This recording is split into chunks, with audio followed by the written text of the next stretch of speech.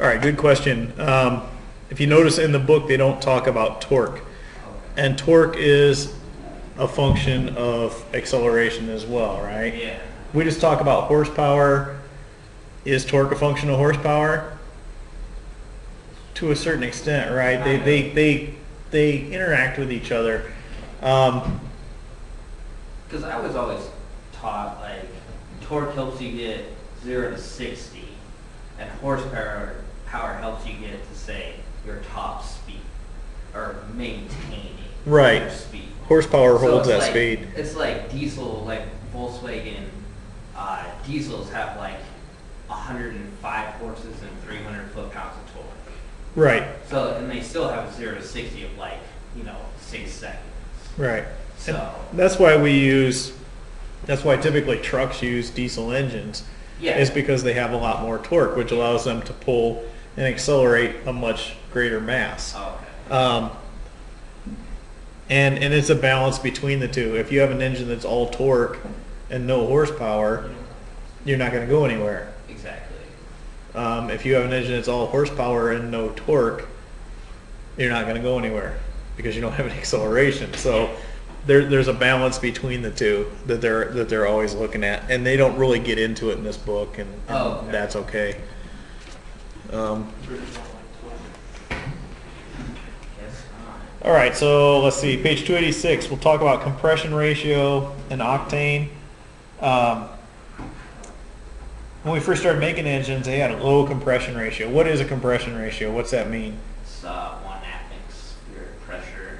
Yeah, it's 1 atmospheric pressure, and how much am I compressing it, right? Yeah. So a 4-to-1 ratio means 4 I'm taking atmospheric pressure in and I'm compressing it to 4 atmospheres. And that's where that explosion happens to drive the piston down. What happens if I up that number? Gives you more horsepower. I get more power, right? The more I can compress it, the tighter packed it is.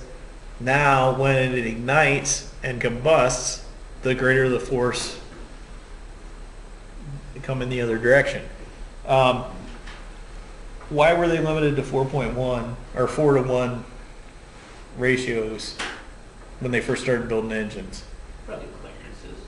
Sorry? Clearances? Yeah, clearances. Again, we talk about they didn't have the precision that we have now in machining, so they couldn't have those really tight tolerances. So everything was pretty sloppy and pretty loose. You look at like the valves on those. If you looked at those engines, they were always just coated in oil because some of those early engines, they literally had to manually oil them. The name oiler for a crew member on a ship, that was literally their job. Was they just walked around with an oil can and they oiled the valves because they weren't enclosed anywhere. The valve was just sticking up out of the top of the engine, and that was their whole job. Literally, there are pictures of airplanes in the early 1900s where the guy's like leaning up out of the cockpit and putting oil on his rocker arms. And you imagine standing up in an airplane, leaning out right behind the propeller and trying to squirt oil on all those valves. So yeah, they didn't have the technology, but we know that higher compression works better, so we can do that now. What's the average compression on an engine, say, Probably 8 nowadays? area, 8, 9. 8, 9, 10. How about a high performance car? That can go both ways, but probably like 12, 14. Yeah, like 12 or 14. We know by increasing that compression, we can increase the horsepower and the energy output of that engine. What's the downside of why don't we have 20-to-1 compression? Gasoline will detonate. Yeah, gasoline starts acting like a diesel engine, right? If you get that compression too high, you can only compress it so much before it goes off. And that's where we're talking about octane. So if my average car, let's say here is running 1 to 8, 1 to 9, or 9-to-1 ratio right now, what kind of octane do I need to run in that? What's the standard octane around here? About 85, right? Yeah. And what does octane do? It resists compression. It resists that compression Detonation. or detonation, right? It keeps the fuel from detonating. And 85 octane is fine for 9-to-1 compression. What happens if I have 12-to-1 compression and I try and run that same 85 in there? It'll detonate, which means as it's compressing, the spark plug hasn't fired yet, but just the friction from compressing it has caused it to detonate. And that's bad. That's a bad thing, because I have my piston going up. Let's see, find this here. My piston is trying to go up, and it hasn't fired yet, and all of a sudden I have an explosion in here, and it's trying to push down. Or potentially, what happened if one of my valves is still open? That's where I get a backfire, right? If this intake valve hasn't closed yet, and it actually blows this explosion up through my carburetor, and you'll get fire out of your carburetor.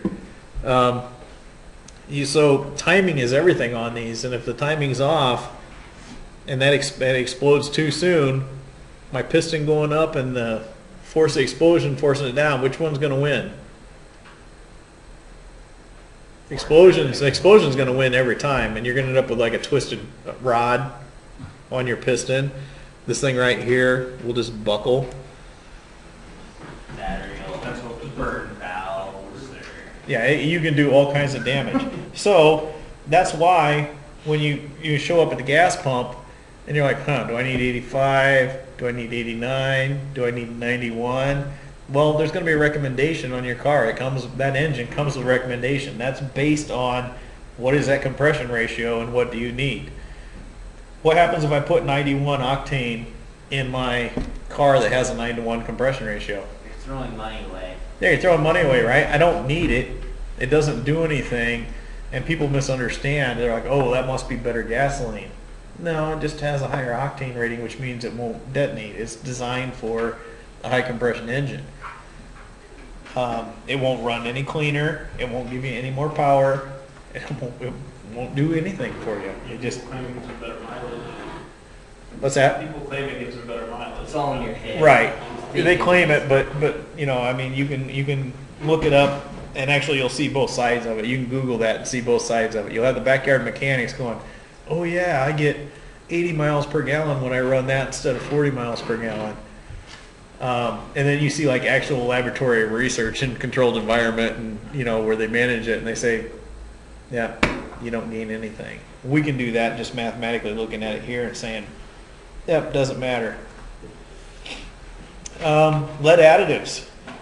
And you guys, I know Todd doesn't, and the rest of you guys remember when you could buy leaded gasoline? Probably not. That's probably before all your time. When it first came out, talk about a huge battle. What was the lead in there for? Lubrication.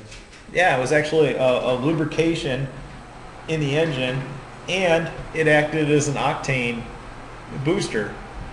So we didn't have problems with detonation. You could still run in that higher compression engine. You just put more lead in it. It resists premature detonation the same way.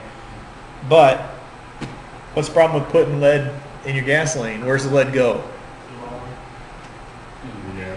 Into the air. Yeah, as it burns, you end up with this really fine dust you can't even see of lead. But if you imagine all these cars driving around here, the lead comes out of the air, what's it going to do? Drop, right? And what happens when it rains? Picks up all the lead, takes it into the lakes, right? We're killing fish, we're poisoning all kinds of stuff. And we went, wow, that's probably not a good plan. So in the 70s, we started getting away from that, I think it was. And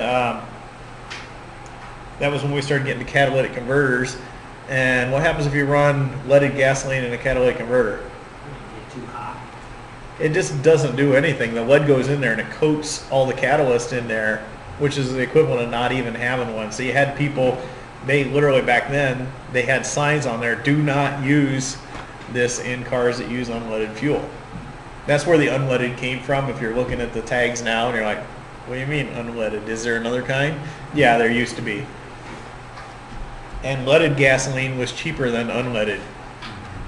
I don't know why, even though they were adding something to it, it cost less than the straight up fuel with nothing added. What would they put in it to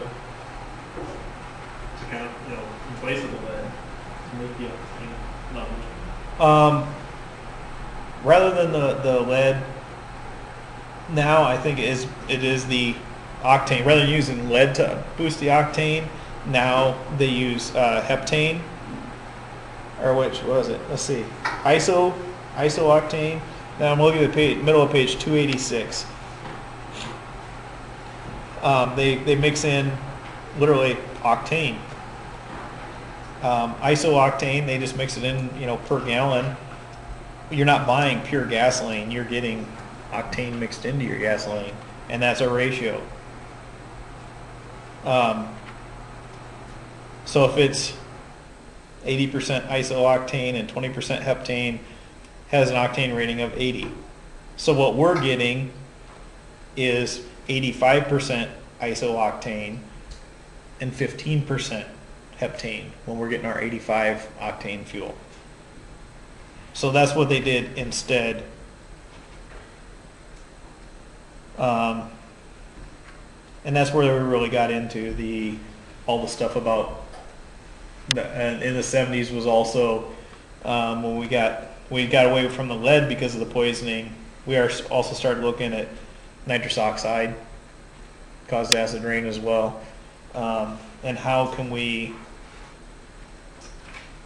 make our cars cleaner? And that's where all these different emissions devices have come from. Is it all started out with lead and getting rid of the lead. So our alternative fuels, what kind of stuff are we looking at? Didn't we just look at a car last Tuesday? We had the one that ran on town gas, and it had the big balloon on the roof of the car, right? Yeah, pretty much any gas that burns, we can use. We played with propane, liquefied natural gas. We've looked at methanol. We got a truck right out here that runs on hydrogen, ethanol, all these different fuels. What's the difference between them? Why, if we have all these different options, why are we still using gasoline? Most efficient. It's the most efficient, right? It's the easiest to deal with. What we talked about the dangers of natural gas last week. So imagine I'm sitting on a tank of that, right outside the fuel rails, or right outside the frame rails of my car, and I'm cruising down the highway and somebody T-bones me. I mean, I'm worried about getting T-boned, yes, but now I've added in, I'm also sitting on top of a bomb, So compressed gas doesn't fly well for, so not only we have the convenience of gasoline, we also have the stability of gasoline or diesel fuel. That they will readily burn in the right conditions, but otherwise they're pretty stable and pretty safe. Compressed gases, not so much. That's why we don't see that so much. Biodiesel, where's biodiesel come from? French fries. French fries, yeah. I mean, it comes from, they have algae that creates an almost pure, ready-to-use diesel fuel. There's a lot of different studies in that right now, trying to figure out an efficient way to do that and an economical way to do that, but that's, pretty normal. Now we're starting to see a lot more of that. Ethanol, what's the downside of ethanol? Why don't we see all the cars using ethanol instead of gasoline? Because it uses way more fuel, I think. Yeah, right now it uses way more fuel to create it. And It's we kind of have like the, refineries to make it as well.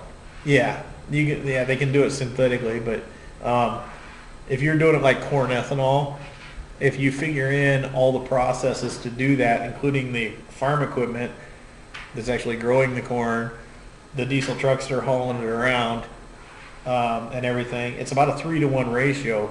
You use about 3 gallons of diesel fuel to create 1 gallon of ethanol. But it is highly resistant to detonation. It is very highly resistant to detonation. It also really hates rubber And if you try and put any fuel that has ethanol in it in an old car, it will eat your fuel lines, it'll eat your carburetor seals, it'll eat everything in that car that wasn't designed for it. Switch that, we need a lot more farmland for corn, to plant corn. Yeah, absolutely. Just like when we did the switchgrass thing, how much land do we need? Yeah, when you start doing the calculations, the math doesn't look quite as good. But again, it's another one of those options that, you know what, it may not be feasible today, but let's keep working with it. And, you know, at 50 years, all our fuel fuel for power in a car may come from ethanol. And we can grow corn in a week. Yeah, if we figure out a way to do it, it's worth trying. So now we look at diesel engines. And we've talked about them a little bit already. They work by compression, right? That's what actually causes the detonation. There is no spark plug in it.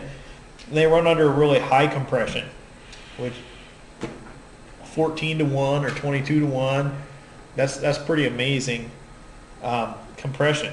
As a result of that, they end up with a much more powerful explosion, right? One of the reasons we have diesel fuel, what would happen if you put gasoline in a diesel engine? Definitely. It'd detonate way, way before, I mean, you would destroy a diesel engine pretty much instantly. What happens if you put diesel fuel in a gasoline engine? It won't Do anything. It will... hydro law. It will smoke like nobody's business. I've actually seen them run, and they do put out a huge cloud of white smoke because the diesel fuel can't burn at the speed that the combustion takes place inside the chamber. So you end up with this huge cloud of white smoke. It's great for smoking for mosquitoes, but it will run, but it won't run well. And if you did that in a modern car, you're probably going to destroy all kinds of sensors and stuff too. You can do a lot of damage. Really determined, because the diesel fuel Is a big filler is compared to the fill, small. It won't fit in. Right. So you're gonna have to be there. And Yep. Determined. But yeah, you put gasoline in a diesel engine, it'll run for a split second, and it'll be really fast for a split second, but that's about it. And then it will self-destruct because of those compression ratios. What are some of the advantages of diesel fuel, of using a diesel engine over a gasoline engine?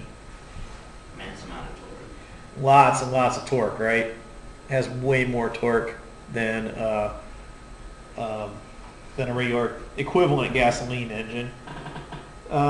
What's another advantage of It's more fuel efficient. more fuel efficient? It's using less fuel because you don't necessarily need all that torque, and you can vary the amount of fuel you're putting into it.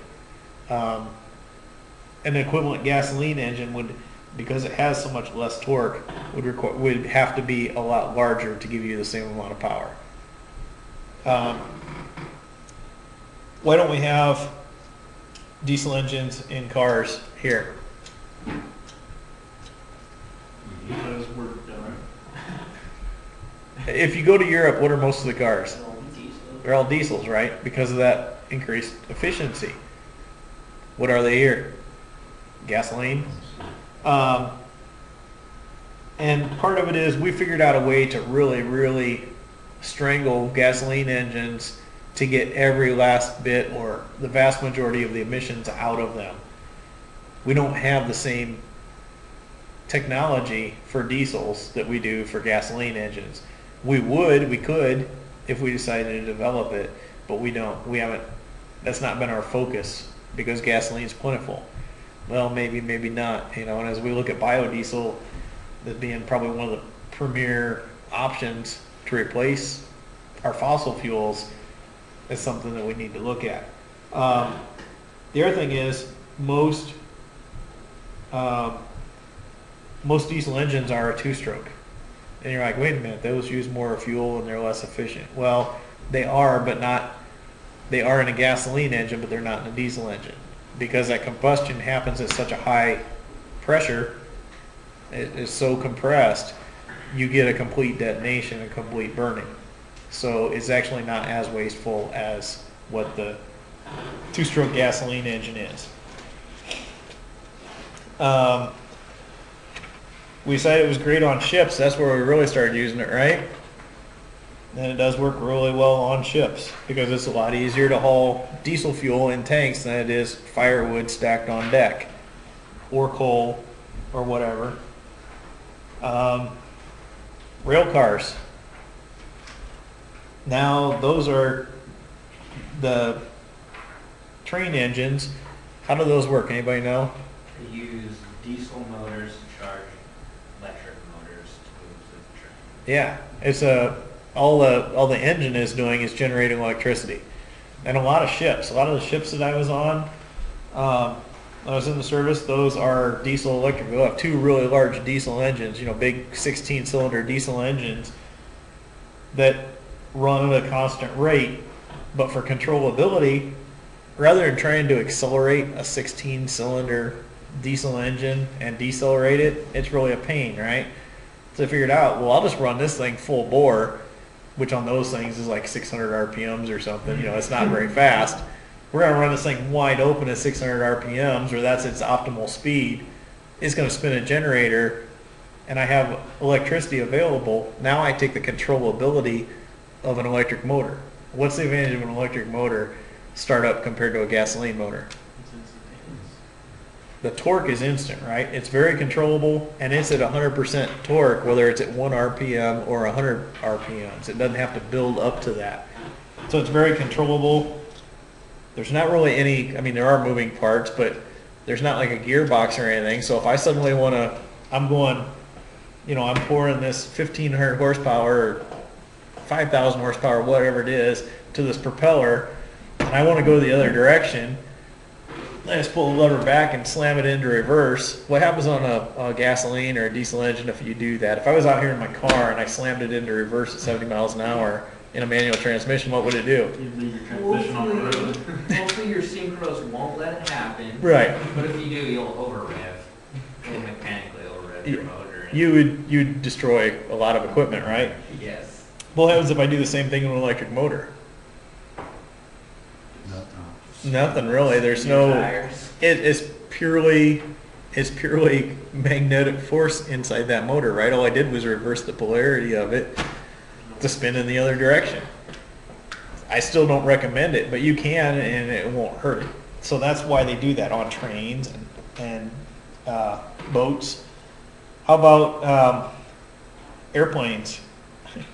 They actually put them in there because of the fuel economy, which is great, but weight-wise was the trade-off. You want everything to be light on a plane. Nowadays, we could probably get away with them in a plane, except we have jet engines, which are way, way, way more powerful, power-to-weight ratio.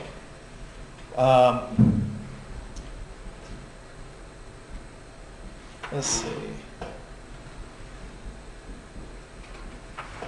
So we talk about DERB down there, about a 291. You can run on all kinds of grades of fuel. And you know how we have the red diesel around here and we have the regular diesel? A lot of it is diesel tax, for one thing. They're charging you a road tax on it. That's the difference in price. But you can actually get a lower quality diesel. Diesel engines can actually run on all kinds of stuff. But DERB is for diesel engines for road vehicles. And we're limited to that because we want to control the quality of that fuel going in, which means we can control the emissions coming out, right? And that's where we have low sulfur fuel now. It's less than 15 parts per million. There used to be any limit on it. I think it was like 40 parts per million before that. If you notice, diesel trucks still don't smell good, ever. They have a really stinky exhaust. But the low sulfur fuel does not smell near as bad as what the old high sulfur fuels did. You could definitely pick up on that sulfur smell. Now you don't really. What about a JP8 diesel fuel, lower quality? What's the difference between that and what you use in dirt vehicles? It's just the refining level of it, where it cracks off in the refining process. So it's going to be less refined. It would be much dirtier. So they're talking about what the JP8 is kind of like. It's lighter than, it's actually, I take that back, it's actually, JP8 is more refined than diesel fuel. So it's a little bit cleaner yet. But the difference is we talk about octane rating for gasoline. They use cetane rating for diesel engines, which is kind of along the same lines. We just want it to explode at the right time, at the right compression. And that's how they control that. Biodiesel, we talked about a little bit. That's running on French fries, vegetable oil. There's a lot of options in biofuels. Pollution is a big issue with them because of the heat. Why do we get NOx out of them, nitrous oxide? Why does that happen? Really hot combustion. Really hot combustion leads to NOx. If we can cool them down, it will reduce that. We want the combustion to happen at a lower temperature, which will reduce that and almost eliminate it. Let's see, we got catalytic converters we talked about earlier for cleaning them out. What's that DEF fluid? Does that help get rid of the NOx? I'm not really familiar with it. I think it does clean the fuel. It acts as some sort of a scrubber, but I don't know exactly how that works. And that's a fairly new technology that I haven't really researched that much. I don't want to. Whatever it does, it works because you don't see anything coming out of the exhaust pipe on a new truck that has that. Right. It doesn't smell. You can't see it. Okay, so then we get to gas turbines. I'm going to try to cruise through these really fast, okay? So gas turbine, how does that work? Compressed air. I shoot fuel into that compressed air, and it's in a very narrow tube. As that tries to expand, it can't expand out, so it can only expand back. It goes out and it creates forward thrust. Took them a while to perfect that technology, but they're getting to that to where it's fairly efficient. They make a massive amount of power compared to gasoline or diesel engines, but the problem is they use fuel. If you want speed, if you want power, the ratio, the air is free. I can add as much air as I want, but if I want to go faster, it's going to cost me more fuel. They actually have made a few cars with gas turbines in them, experimental, and it's kind of cool to see one of those. I actually saw one in person. It was kind of cool. See this car going by with the turbine sound. It sounds like you're standing at the airport, but it's a car driving down the street. But the problem they ran into is you got an engine that's turning 40, 50,000 RPMs, and I want it to drive a car that's going to go 20 miles an hour down the street. That's a lot of gear reduction. That's why they use those in Bonneville salt flats. Yeah, exactly. Couple different kinds of engines. So some of the biggest things that the development of them has always been the increase in ownership. Everybody has one. It's kind of critical to life nowadays. So obviously the technology is going to follow along that. We looked at how do I decide what engine, what's involved in making a car go 70 miles per hour, and what are those different components of that. We talked about fuel compression ratios, gearing, all kinds of good stuff, physics. So if you guys have any more questions about it, let me know. If not, all the information is here, and I think we all have a fairly good grasp on these engines. So run with it. Don't forget the test this weekend, and we'll see you Tuesday afternoon.